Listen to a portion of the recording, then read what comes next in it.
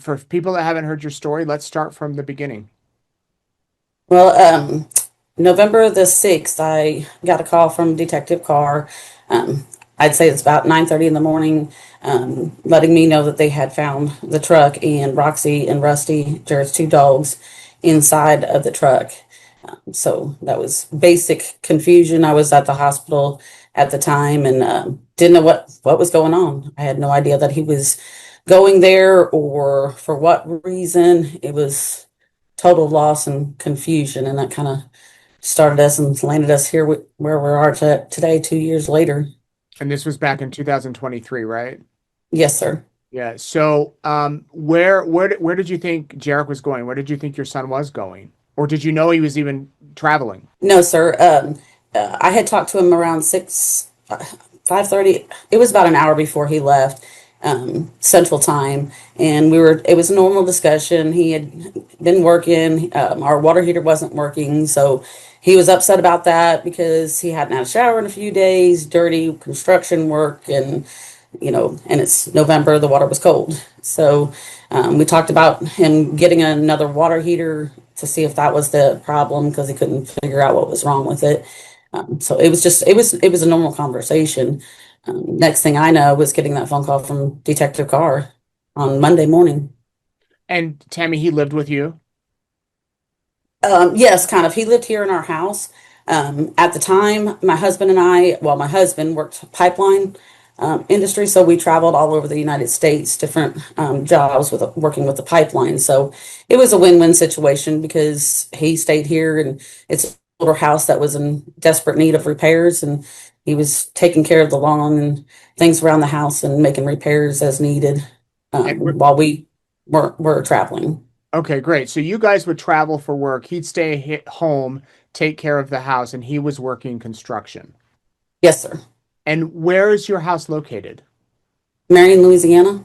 Okay, so what type of community is Marion? Marion's actually a small town, and we have like a lot of other small rural towns. We have communities. So where we live, it's considered the Dean community because we're outside of Marion. I'd say about 6, 7 miles outside the main town. We're in the country. Um, it's a big Baptist community around here. All Andy's family lives around us. So So very rural, and is there a lot of crime? Is it scary at night? What's kind of the feel? How do you feel about the community? I wouldn't put it scary at night. We've got neighbors all around us. Like I said, everybody's related around here. I mean, there's crime just like any other place, and I think the same problems that any rural communities face with theft and drugs. Unfortunately, I've learned that's kind of the norm, and I think they face a lot of that here too, but not that I've seen out in the country where we live. Everybody's pretty tight knit out here, so everybody knows what's going on with the other one, I Right, suppose you could say. right. Okay, so you guys have this conversation about the hot water heater. He's upset that he has to have the cold showers, obviously working in construction. Did you say that was on a Friday, It was on a Saturday. Saturday, Yeah. and then you were in the hospital? No, no, I was getting, whenever Detective Carr called me, I had had a weird dream that morning and I woke up early and I'd been putting off blood work. So since I was already up, I went ahead to the hospital to go get blood work that I was past due for. So that's when I got the Okay. call. So you were just like at a doctor's appointment at the hospital on Monday. Right. Where did you think Jarek was on Sunday? Well, that I didn't know. I mean, we normally text, but not always on Sunday because he usually spends that day sleeping or grocery shopping, working around the house. So, I mean, we always do the I love yous and I love you back, each night.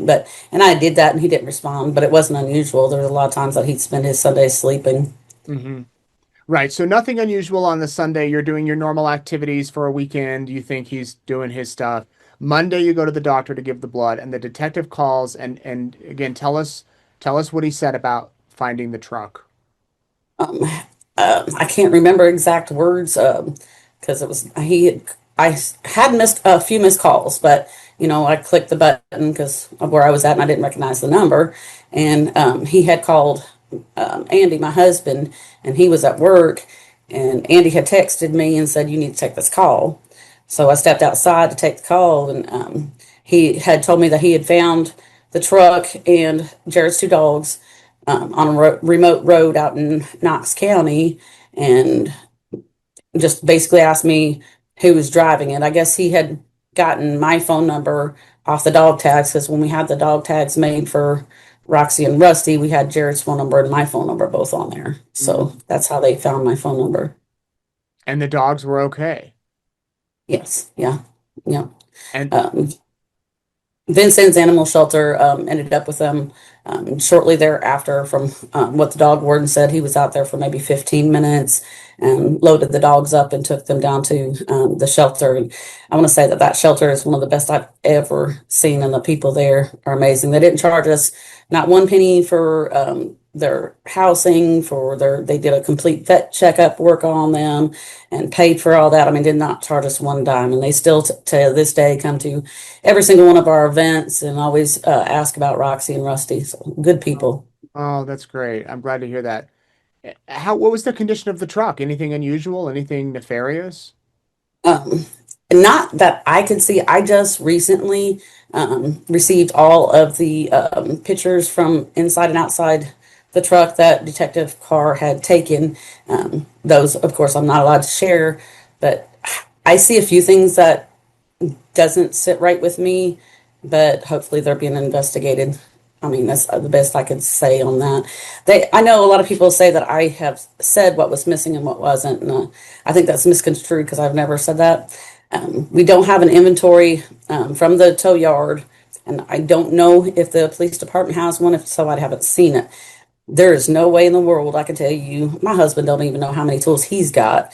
I cannot tell you what kind of tools Jared had in there, what he didn't. I've got no idea. So when they say nothing was missing, I don't know that.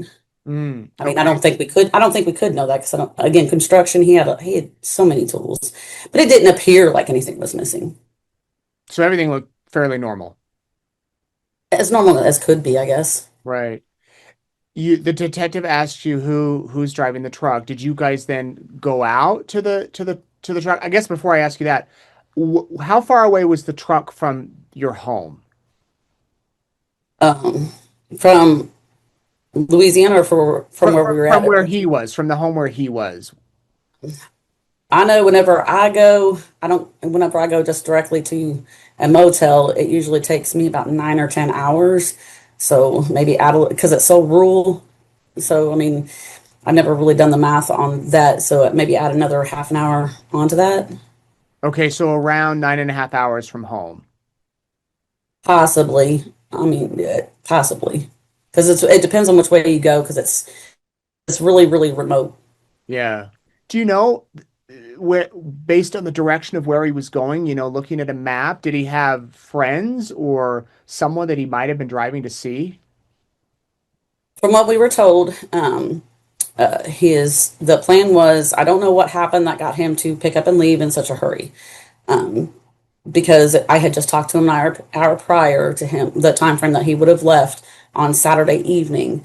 So something made him feel like he had to go right then because he still had plans to go to work on Monday morning. Hmm. From what we were told, his plan was is to go to Sandoval, Illinois, to where his child mother lived at the time, and get a few hours worth of sleep, and then the two of them were going to go to the Franklin County Detention Center in Benton, Illinois, together. Now, I've heard her car. I was told originally that her car wasn't running. Then I was told that she didn't have a license. So I mean, I'm not sure. There's a whole lot of until answers or questions that only she can answer. For me, it was finding out where and why it was going. And when I had to, I'm not a very good on my phone, reading glasses and all. I mean, I had to get on. I'm more of a home-based computer type. So after getting on the computer and I had to look up this area where he was talking about, and once I seen the closest to the, proximity of where the son's mom lived, that was my first guess right there because I knew they stayed in contact. So sporadically most of the time, but usually when there's anything concerning the son, they spoke. So she was the first person that I reached out to. The phone was off. I couldn't get a hold of her, so I called her mom, and her mom went over to her house, and um, her mom just told me that that the son's mom was crying and couldn't talk on the phone right now. Which at that point, I wasn't sure why she was crying because, I mean, I wasn't thinking the worst yet. I mean, I think the detective maybe did, given the narrative of the truck and where it was found and this and that, maybe they thought, did he fall in the river, those sort of things. But I mean, I wasn't ready to go there yet. Yeah. Were they in a fight? Do you know? Were they in some sort of disagreement? Not that I'm aware of. I mean, they knew each other since they were about 9 years old. We moved to Illinois when Jared was about 9, and they went to school together. And everybody knew, for whatever reason, those two were always attached at the hip since they were little. And it was one of those deals that they'd argue, get back together, argue, get back together. But she always had a little bit of a temper to her, but they still stayed in communication. We moved away, I think, when Jared was 17, 18 years old. And around that time is whenever the son was born. And they still kept in contact. And I think they were pretty close through a lot of the times. I Yeah. mean, to my knowledge, if they weren't, I mean, they don't tell me everything. Right, right. And they had one child together? Yes, sir. Okay. And how old is that child? He just turned 17. 17. Well, I guess several months back. Yeah. So the detective says they found this abandoned truck. I'm sure, as any mother would be, you're worried. And I mean, what do you do from there? Do you go up to the scene? It's quite a distance from your home. Like, how do you process that? What were some of your next steps? We had to kind of make a plan. For one, um, my husband's thinking mechanically. We had to get, everything we need because we didn't know exactly what all was wrong with the truck. We knew the battery had gone dead and it was out of gas. That's per detective car. But was there something else? We didn't know because it hadn't been started up since then. We had to make arrangements that he could get off of work. It's pipelines, boom or bust industry. That's not always an easy thing to do. And we had to drive 2 trucks back, so I couldn't go by myself, and make sure that car had the truck released from their hold at that time. So it was, I think, about a week or so later that we went there. And has there been any sign of Jared anywhere? No, no, Nothing. no, nothing. Where No. was his phone? His phone's never been recovered. Um, I think this is where people get confused on the tools, and it's only because I mentioned a pair of pliers, and it's only for those who know Snap-on. They make these itty bitty pliers. They're really cute, and myself and my husband and Jared all have some, and he always kept them in his pocket, so that's why I know those are missing because I haven't found them. And he had a pocket flashlight that I could see in some of the videos. Um, his sunglasses in a lot of the videos, you can see his sunglasses on his head. Those were never found. Wallet?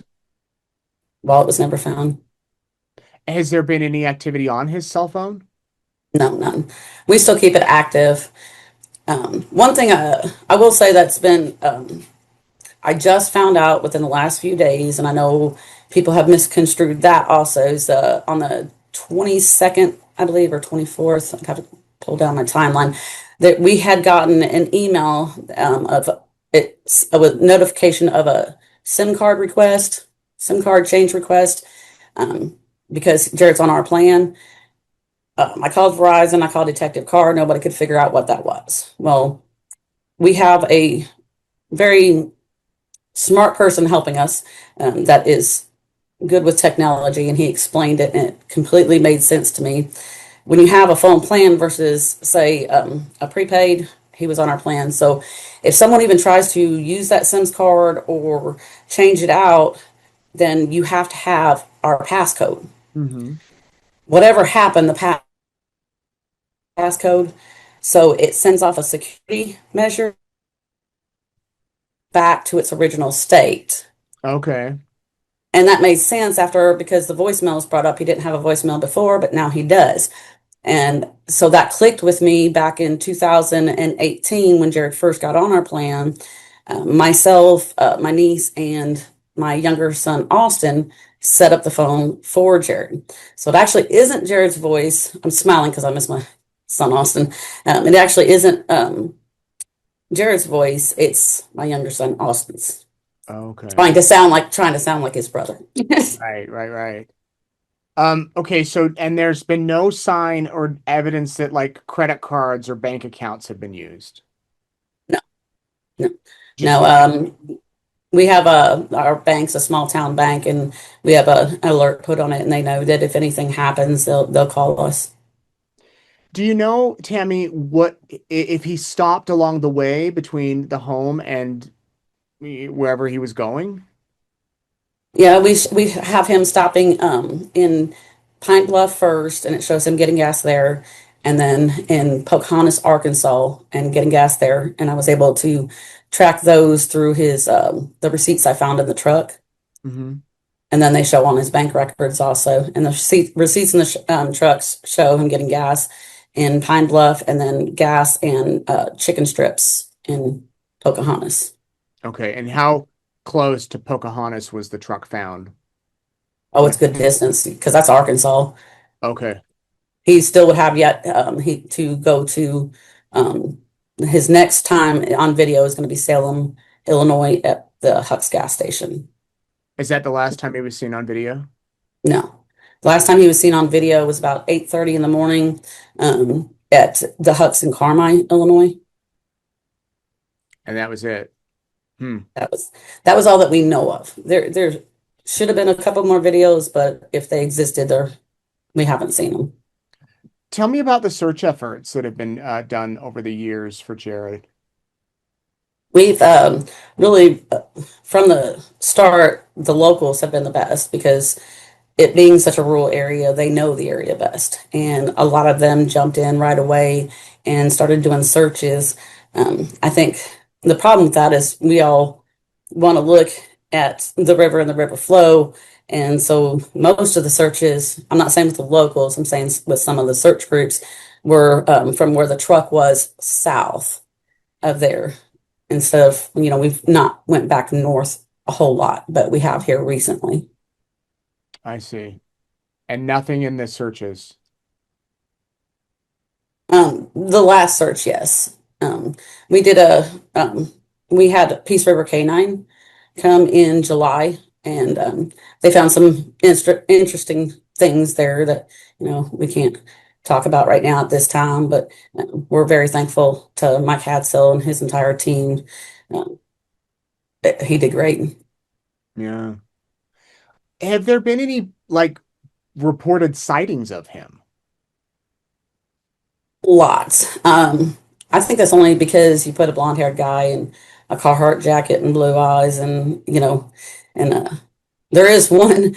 Uh, it's I shouldn't giggle, but there is one gentleman, and I couldn't tell you his name or what he even looks like, but I've gotten multiple calls of people seeing him in the Vincennes area. That's Knox County, Hmm. and Detective Carr and this other gal had told me that this man looks a lot like Jared, and that poor man now, I guess, whenever somebody walks up to him, first thing he does is pull up his shirt sleeves to show that he don't have the tattoos. Oh, just to prove it's not him. Yeah. Yeah, poor guy's getting harassed now.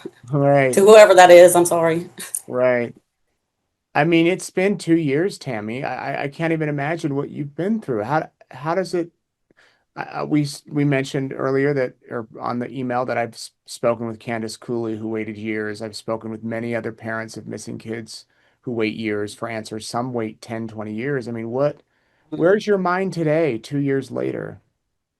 Like it was that day. It doesn't feel like time's moved at all, really.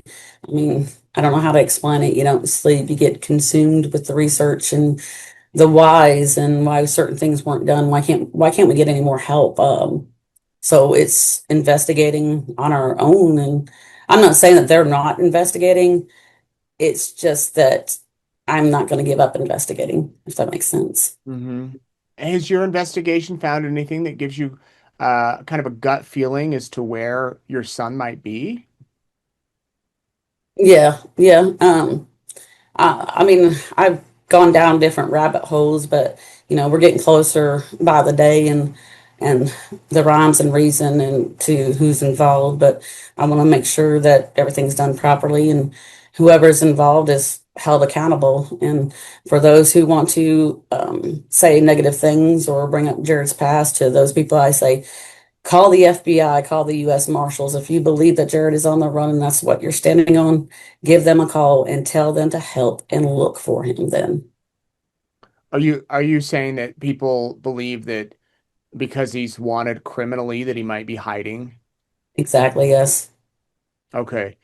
And you believe that somebody did something to him, that it's like, I hate to say it, but would suicide have been an option for him? Never. He He wouldn't. No, no, he was just baptized in June before he was went missing. No, Jared didn't believe in that because he believed in God and the Bible and he believed it was a sin. And no way. and did he have weapons with him? No, No. no, Okay. no. Um, on that note, too, Jared would have never, he would, and it sounds selfish for me to say this, but after losing my younger son, Jared was all I had left. And we had a lot of plans as far as future wise. And even he and Andy, my husband, had a lot of plans. Jared would never leave me in that way, if that makes sense. Oh yeah. Right. And I mean, he worked hard to help anybody that he could help. That was who he was. Yeah. There's no way Jared was my mama's boy. In fact, it's tattooed on his arm right here. Mm, That so there's no way he would go without communicating me just to make sure if I'm okay. yeah. Tammie, are there any rumors that you want to clear up? I'm trying to think now. I think those were the Sims card. I explained that because that was a big rumor that that was Jared doing that. But now we know. And on that SIM card deal, that I'm not going to say his name allows me to, but the reason why he said that Verizon, whenever I called them, they don't have it is because it's a computer generated message. So those people you're talking to at the command center or the representatives, they don't see it because the computer automatically kicked it back out. With that patent, whoever did it didn't know the code on Right. that. So it's not something that shows up because it was rejected in a sense. But yeah, and that and being on the run and oh my Lord, that I'm hiding him, Lord. I wish I was. I wish I was. We've had people calling my neighbors, calling even some of my younger son's friends, coming to our home. I'm not hiding him. And if you believe so, call us. That's Rusty back there. Call Union Parish Sheriff's Office. Uh, Let them come over here. They can gladly come over here if somebody suspects that. So people have accused you that you're hiding him. Yes, sir. Hmm. I wish I was. Yeah. Yeah. You believe that he'll be found? Oh, yeah, because I'm not giving up.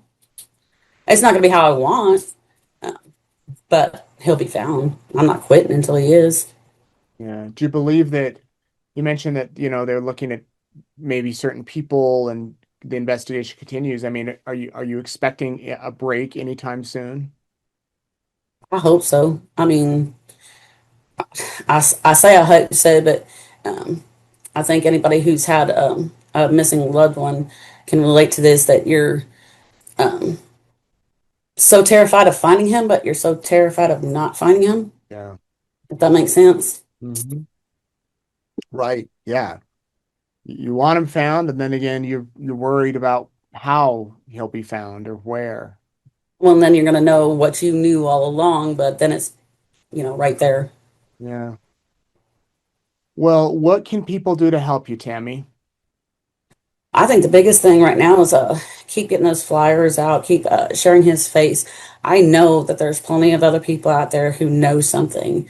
And I mean, I know that for a fact. And I'd like to, for those people, just I think I said in my video on November the 5th, I'm not good at making videos, but I think I said on there, and it is true. I mean, I've studied a whole lot of law, and I could be wrong. I mean, somebody can correct me on this, but the value of Jared's vehicle and the contents, even them just driving it over those state lines, is a federal offense.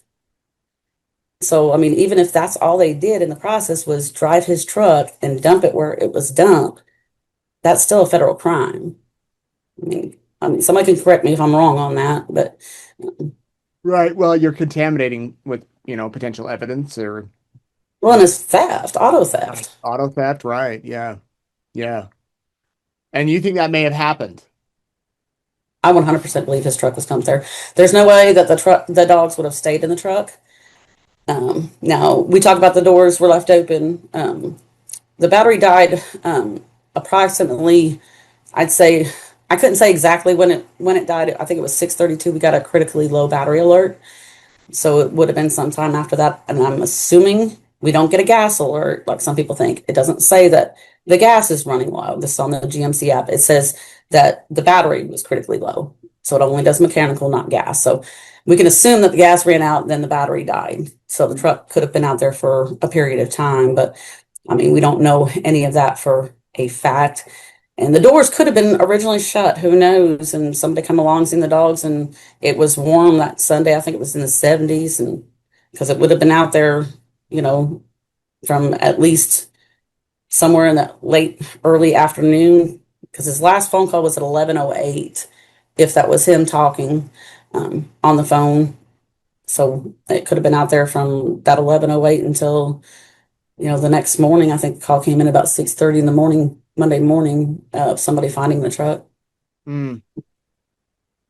Man, so bizarre. So bizarre. Well, I They hope did tell me that Roxy would not, which is the German Shepherd, would not come out of the truck. She just would not. She's like that. She's doesn't like other people. I mean, she's not necessarily going to bite, but she's not. She doesn't want, and she's not like friendly. I want to say she's not friendly. She's not a big people person. Whereas Rusty, the other one, he loves everybody.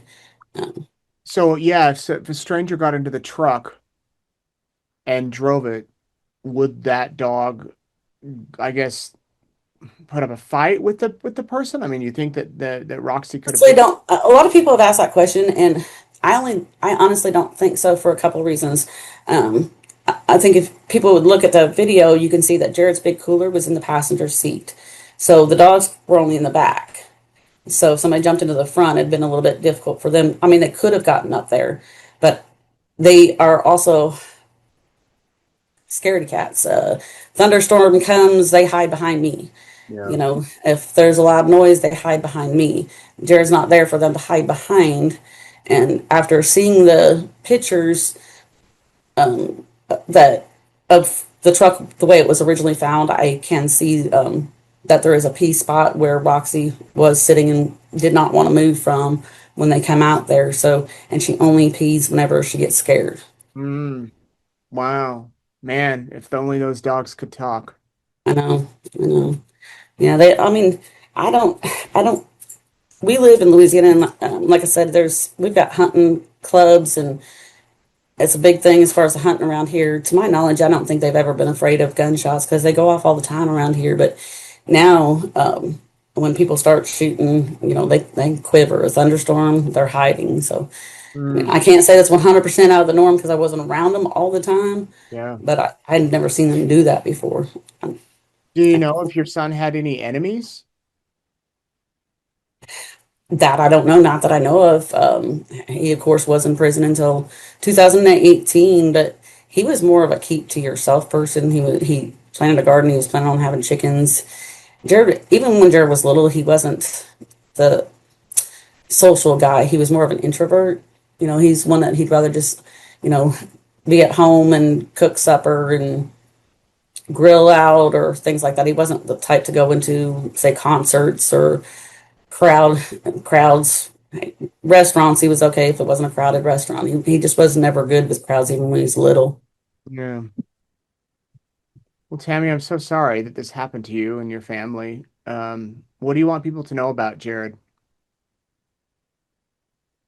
Just that, regardless of what you think about him, he needs to be brought home. It's time. And I mean, there's so many missing people in that area. That area alone, I can't even begin to name off just in that small tri-state area the amount of people that are missing. And there's three people that I've talked to that that all up all along the that Highway 1 that Jared was traveling. There's three unsolved murders right there right now. Mm. I mean, find out what's going on in that area that uh, these other families can get. I don't want to say that C word because that's horrible. I don't think there ever is closure, but these families can get answers too because they're even though the unsolved murders, they may have their loved ones, but they want answers too. I mean, something needs to change there. Right. Yeah. Get the answers. All right. Well, is there anything that you want to add? I want to thank everybody in our group. The help that they give every day, even their moon pictures, puts a smile on my face. There's sometimes some of the comments that I read, bring tears to my eyes, and those people matter. How can people find your group? How can people follow along and stay updated? It's Finding Jared McCulloch. I know it's kind of the last name's kind of hard to spell, so it's been spelled several different ways, but that's McColloch. And when they come into the group, I know there is on social media a lot of false stories out there that lead on different paths, and that only confuses the situation. So we are trying to stick with only what we know. When they join the group, if they go into the featured section, we have some of the news interviews. I have a link tree that's got some news interviews. We have the timeline that we've been able to work to the best of our ability, only going on with what we know. And yeah, and those flyers, all the information should be up there to help. It's a with we went through not time change and then where his truck was found. That's also Eastern and Central time zones. So we've had to work our butts off trying to figure out and work these timelines, but I think we've got them pretty well accurate now. Good for you. Well, we'll link to the Facebook page down below. You can go check it out. And Tammie, I wish you all the best. Please keep us updated. And hopefully, next time I speak to you, you have more answers and hopefully your son is found. Thank you so much for doing this. Yeah, thank you.